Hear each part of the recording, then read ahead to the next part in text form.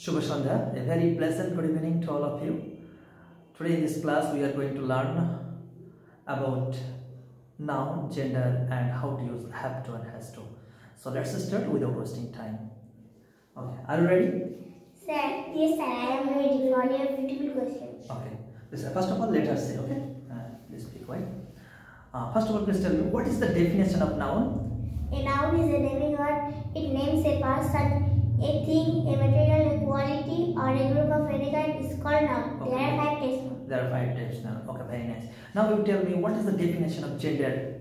A gender is a word that describes a person, a thing, or animal by identifying whether it is male or lifeless. Or lifeless. Now you have to change the gender. Boy, Girl, husband, wife, wife. Okay. Tailor, seamstress, drone, bee, dog,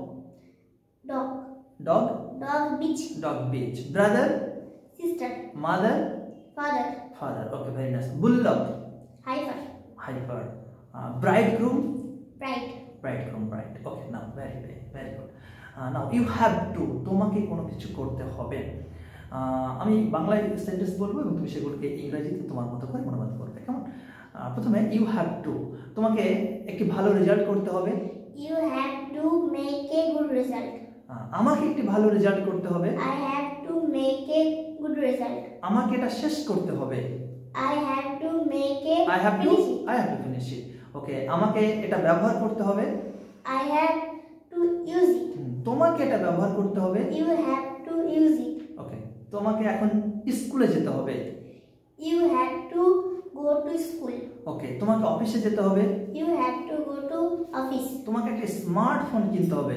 You have to buy a smartphone. তোমাকে এখন ঘুমাতে হবে। You have to sleep. তোমাকে ওষুধ খেতে হবে। You have to take medicine. You have to take medicine. চমৎকার, খুব সুন্দর। I have to, আমাকে কম্পিউটার শিখতে হবে। I have to learn the computer. আমাকে স্পোকেন ইংলিশ শিখতে হবে। I have to learn the spoken English. তোমাকে স্পোকেন ইংলিশ শিখতে হবে। You have to learn the spoken English. You have to learn spoken English. Only the you don't need to add at this moment. Okay. How many types noun are there? There are 5 types now. Could you tell me their name? Proper noun, Material noun, common noun, abstract noun. Proper noun, common noun, material noun, abstract noun, collective noun. Group, committee, army, jury.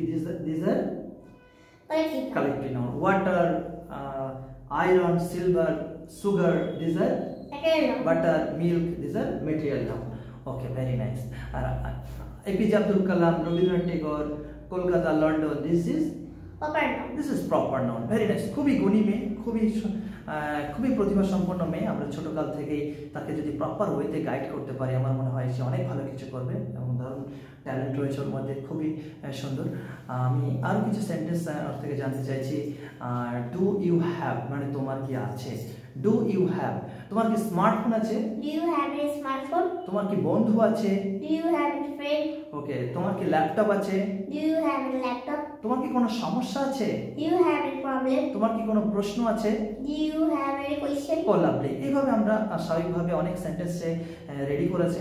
আমরা যদি কমসে কম 100-120টা sentence ready করতে পারি, তাহলে ইংরাজি বুঝতে এবং বলতে আমার মনে হয় কোনো সমস্যা আর হওয়ার কথা নয়, এবং তারা সেগুলো দেখে দুর্বার গতিতে এগিয়ে চলেছে।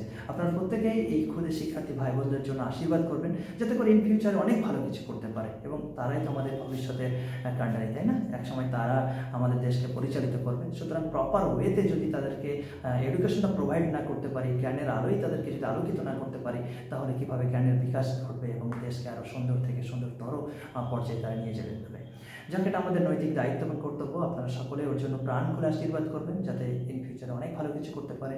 She can do extraordinary for our lovely country, and please take care of our beautiful country. Thank you very so much. খুব সুন্দর। Bye, tata.